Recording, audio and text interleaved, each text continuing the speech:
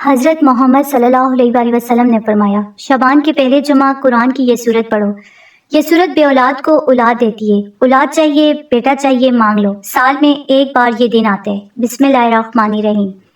ناظرین، شعبان کا پہلا جمعہ ایک نہایت ہی بابرکت اور عظیم دن ہے۔ یہ وہ خاص موقع ہے جس دن قرآن پاک کی تلاوت اور مخصوص سورت کی قرأت کے ذریعے اللہ تعالیٰ سے اولاد جیسی عظیم نعمت مانگی جاتی ہے۔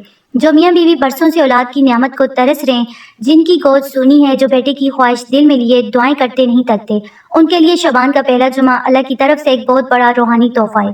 ہمارے نبی کریم صلی اللہ علیہ وآلہ وسلم اور بزرگوں نے اس بات کی تلقین فرمائی ہے کہ ایسے بابرکت دنوں میں قرآن کی تلاوت کو اپنی زندگی کیسا بنایا جائے، کیونکہ قرآن شفا بھی ہے، رحمت بھی ہے اور دعاؤں کی قبولیت کا ذریعہ بھی ہے۔ یہ وہ صورت ہے جو اولاد کے آغاز کے لیے پڑھی جاتی ہے، جسے پڑھ کر اللہ تعالیٰ بے اولاد کو اولاد عطا فرماتے ہیں اور بیٹے جیسی نعمت سے بھی نوازتا ہے۔ اگر کوئی بندہ یا بندی شعبان کے پہلے جمعہ خلوص نیت، کامل یقین اور دل کی گہرائی سے یہ صورت پڑھ لے تو اللہ کے حضور ہاتھ اٹھا کر دعا کرے تو انشاءاللہ اللہ تعالیٰ اس کی جھولی خالی نہیں لوٹاتا۔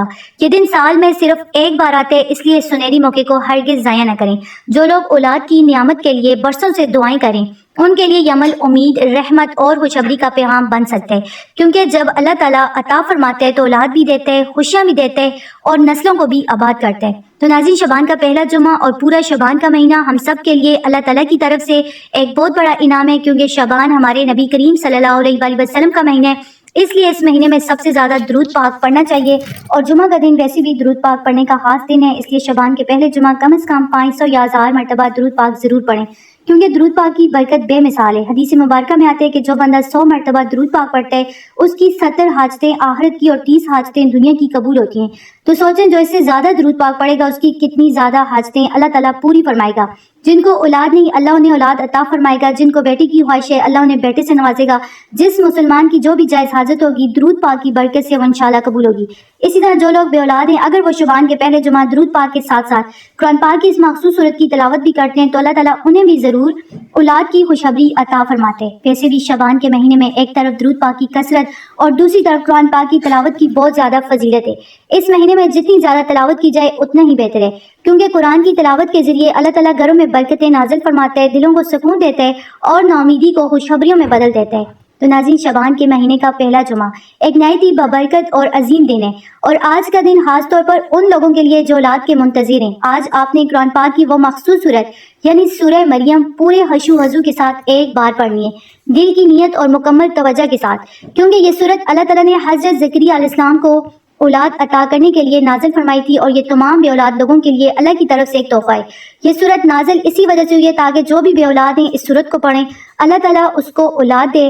قرآن کے ذریعے جو بندہ رجوع کرے تو جن کی اولاد نہیں وہ سورہ مریم پڑھے۔ جس طرح آپ ڈاکٹر کے پاس جاتے ہیں، دوائیاں لیتے ہیں اولاد کے لیے، جو ڈاکٹر آپ کو دوائیاں دیتے ہیں جن کی وجہ سے لوگوں کو خوشخبری ملتی ہے، اسی طرح قرآن سے اگر شفا حاصل کرنی ہے بے اولاد لوگوں کو تو وہ سورہ مریم پڑھیں۔ جمعہ کے دن اگر ممکن ہو تو آپ اس سورت کی تلاوت 3 بار مسلسل کریں، چاہے پانی پر دم کر کے وہ پانی پی لیا کریں۔ یہ عمل بہت زیادہ برکت والے ہے، اور نیت اولاد یا بیٹے کے لیے کیا جائے تو انشاءاللہ اللہ تعالیٰ اس کی نعمت عطا فرمائے گا۔